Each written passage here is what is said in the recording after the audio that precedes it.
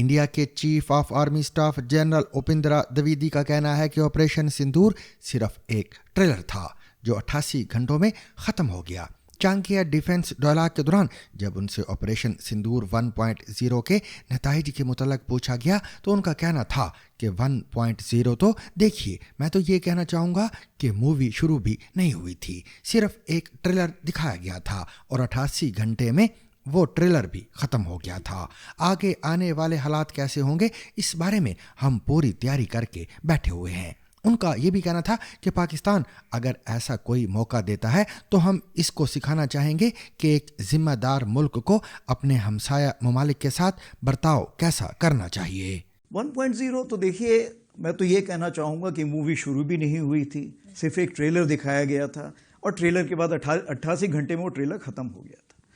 तो आगे आने वाले हालात कैसे होंगे ये इसके बारे में हम पूरी तैयारी करके बैठे हुए हैं